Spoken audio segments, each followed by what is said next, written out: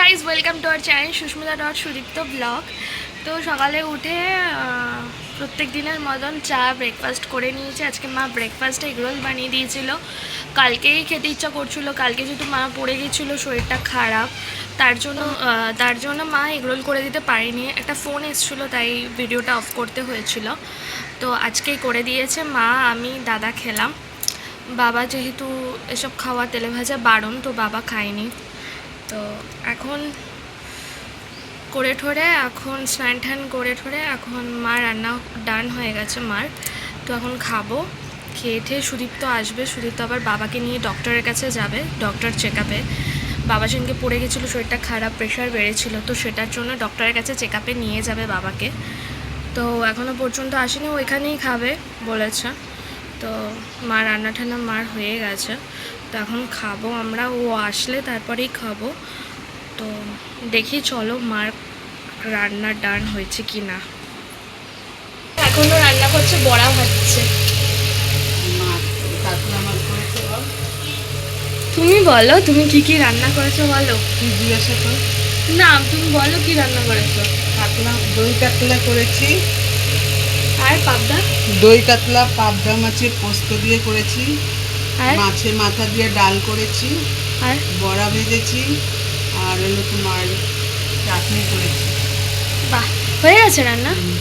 ঠিক আছে, আরেকজন তো এখনো আসলো না। ওকে, এসছে। রাক্ষসের মতন তাকাস কেন তুই?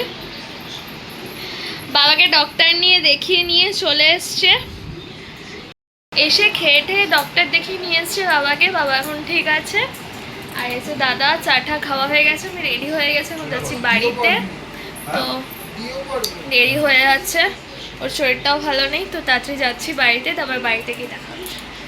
তো এই যে দেখো, আমি বেরিয়ে পড়েছি, যাচ্ছি শ্বশুর বাড়িতে। এতদিন ছিলাম, তো মার মনটাও খুব খারাপ, তো কিছু করার নেই, শ্বশুর বাড়ি তো যেতেই হবে। তো এই যে দেখো, পৌঁছেও গেছি, তাড়াতাড়ি চলে এসেছি। এসে ফ্রেশ ট্রেশ হয়ে জাস্ট মুখটা পরিষ্কার করিনি, জামা ঠামা ছেড়ে একটু শুয়ে রেস্ট নিচ্ছিলাম। ওদিকে সুদীপ্তও স্নান টান করে ফ্রেশ হয়ে ও রেস্ট নিচ্ছিলো, কারণ ওর শরীরটা খুবই খারাপ ছিল। তাই তারপর যেহেতু দোকানে যেতেই হবে, ও রেডি টেডি হয়ে, তার মধ্যে কালকে বৃহস্পতিবার পুজো আছে, তো ফুল আনতে যেতে হবে।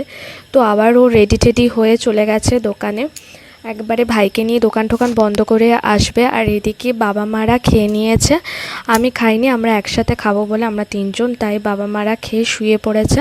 আমি ওদের জন্য ওয়েট করছিলাম, দেখো ওরা চলেও এসছে। এসে আমরা ডিনার টিনার করে রাত্রিবেলা বসে বসে আইসক্রিম খাচ্ছিলাম, আর ওরা ওদের কিছু কাজ ছিল সেগুলো করছিল। আর আজকে হচ্ছে নেক্সট ডে মানে হচ্ছে আজকে বৃহস্পতিবার সকাল সকাল আমাকে স্নান টান করে আমাকে পুজো করতে হয়। আজকে যেহেতু বৃহস্পতিবার, লক্ষ্মী পুজোর ঘট পাড়তে হয়। তো এই দেখো, আমি এখন পুজো টুজো করে নিচ্ছি। আজকে একটু টাইম লাগে পুজো করতে, কারণ আজকে বৃহস্পতিবার ঘট পাড়তে হয়, সব ঠাকুরদের মালা ফুল টুল দিয়ে সাজাতে হয়। তো পুজো করতে কারই না ভালো লাগে বলো। তো বসে বসে বেশ আস্তে ধীরে পুজো করতে কারই না ভালো লাগে। এই দেখো আমি পুজো করছি, আর বরমশাইকে বলেছে যে একটু ভিডিও করে দেবে, সেই ফোনে ব্যস্ত, তাও জোর করে একটুখানি ভিডিও করে নিয়েছি ওকে দিয়ে। দেখো তোমরা দেখতে থাকো।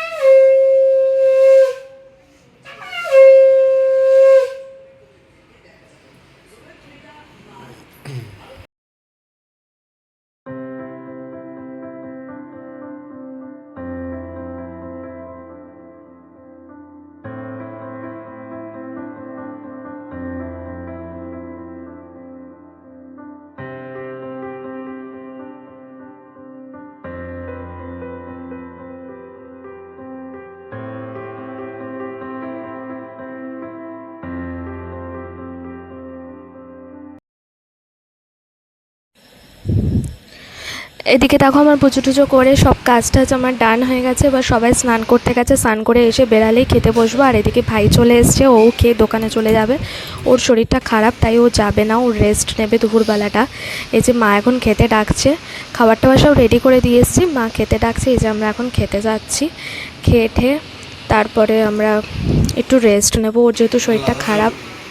ওটা লাগিয়ে দেবে।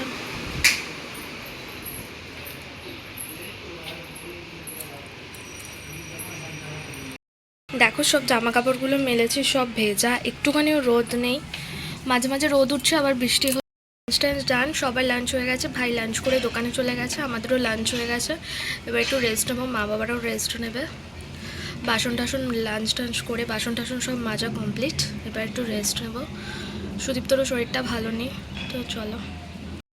আর এদিকে দেখো অলরেডি সুদীপ্ত শুয়ে পড়েছে, তো আমিও একটুখানি রেস্ট নিয়ে নিই। চলো, তোমাদের ব্লগটা কেমন লাগলো জানিও, ভালো লাগলে লাইক কমেন্ট শেয়ার সাবস্ক্রাইব আর বেল বাটনটা প্রেস করে দিও। দেখা হচ্ছে নেক্সট ব্লগে, বাই বাই।